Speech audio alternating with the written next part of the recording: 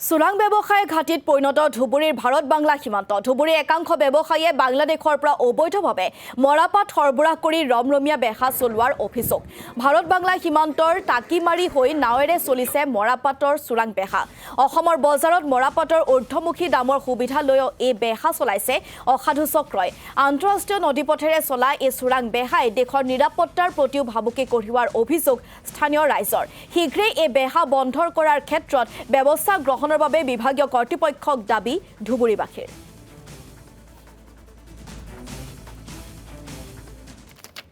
যিটো ভাৰত বাংলাদেশ সীমান্ত আছে ধুবুৰীৰ এইপিনেদি এসময়ত কিছুদিন আগলৈকে চলিছিলে খুব গৰু ইপিনৰ পৰা সেইপিনে গৈছিলে বাংলাদেশ চাইডে এতিয়া প্ৰশাসন যথেষ্ট কঠোৰ হোৱাৰ বাবে গৰু ব্যৱসায়টো প্ৰায় বন্ধ হোৱা বুলিয়েই কোৱা চলে কিন্তু এতিয়া নতুন ট্ৰেণ্ড এটা আৰম্ভ হৈছে বাংলাদেশ চাইডৰ পৰা মৰাপাট এইপিনে আহি আছে ইণ্ডিয়ালৈ আহি আছে এই বৃহত্তৰ যিটো অসুৰক্ষিত নদীপথ আছে আপোনাৰ টাকিমাৰি ভোগদহৰ এই চাইডটো সেইপিনেদি আহি আছে ইয়াতে JCI jute corporation of India বুলি এটা বিভাগ আছে কিন্তু তেওঁলোকে মানে অলমষ্ট তেওঁলোকৰ কোনো অস্তিত্বই নাই কিন্তু JCI শুনিছো যে JCIৰ কিছু মানে আপোনাৰ অফিচ বিয়াৰৰে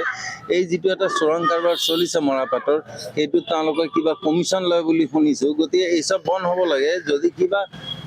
হয় বিজনেছ হয় দুটা দেশৰ মাজত তেতিয়াহ'লে যিটো ফৰ্মাল ৱে যিটো আছে ইম্পৰ্ট এক্সপৰ্ট লাইচেঞ্চ ল'ব ইম্পৰ্টাৰে হয় কি নহয় লাইচেঞ্চ ফি দিব তেওঁলোকে নিৰ্দিষ্ট মূল্য দি কিনে গভৰ্ণমেণ্টক কাষ্টমছ ডিউটি দি কিনে কি কয় জুট আপোনাৰ মৰাপাট আমদানি কৰক তাতে কাৰো ক'বলগীয়া নাই কিন্তু চোৰাং কাৰবাৰটো বন্ধ হ'ব লাগে